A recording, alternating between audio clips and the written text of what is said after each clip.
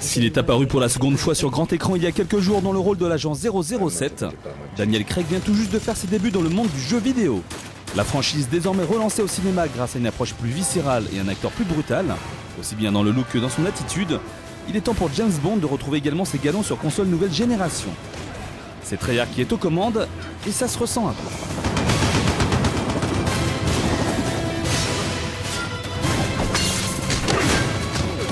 L'histoire de Quantum of Solace fait directement suite aux derniers événements de Casino Royale.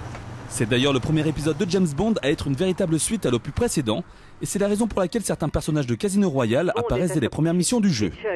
Escorté par des soldats armés jusqu'aux dents, le Chiffre, donc le méchant de Casino Royale, détient des informations que notre agent spécial va tenter d'obtenir, de gré ou de force. Placé entre les mains de Treyarch, déjà habitué au FPS à grand spectacle par le biais de la série Call of Duty, Quantum of Solace ne se présente donc pas comme un simple jeu de tir sans nuance. En effet, le titre s'intègre dans la mode du compromis, mêlant action frénétique et phase stratégique, dans le sens où il est possible de se mettre à l'abri derrière quasiment tous les éléments du décor. Cela permet d'avoir une meilleure vision de la situation et choisir de faire feu au moment opportun. Rien de bien révolutionnaire dans les faits, ce système étant déjà au cœur de nombreux jeux, mais ce genre d'approche peut se révéler des plus intéressantes une fois au cœur de l'action.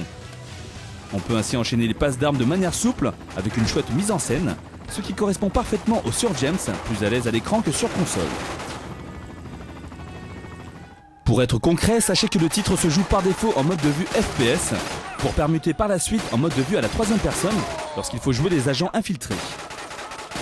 En appuyant sur le bouton prévu à cet effet, la caméra change alors de perspective, laissant entrevoir la silhouette de James Bond, mais aussi son joli petit minois.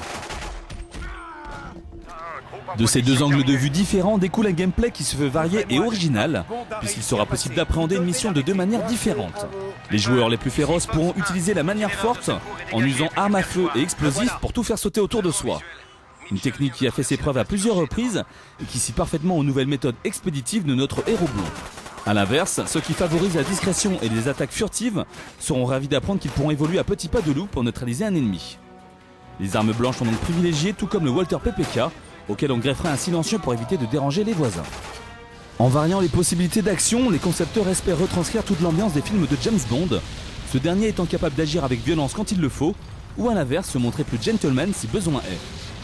Bien évidemment, les phases de Quick Time Event ayant en ce moment le vent en poupe, Treyarch ne pouvait passer à côté d'une telle opportunité, et Quantum of Solace offrira quelques séquences scriptées et chorégraphiées pour s'adapter aux convenances du moment.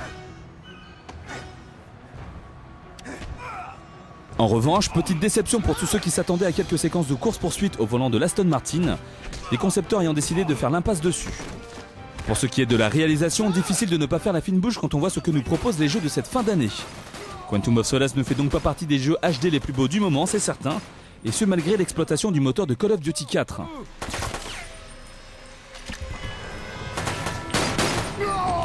Jeu à licence oblige, Treyarch a commencé à plancher sur le jeu il y a un peu plus d'un an, avec les exigences qu'on connaît et un timing forcément serré. Reste alors le multi, plus sympa que le jeu en solo grâce à des modes de jeu efficaces et bien huilés, qui sauvera le titre d'une noyade assurée. La note jeu actu en solo, 11 sur 20. La note jeu actu en multi, 14 sur 20.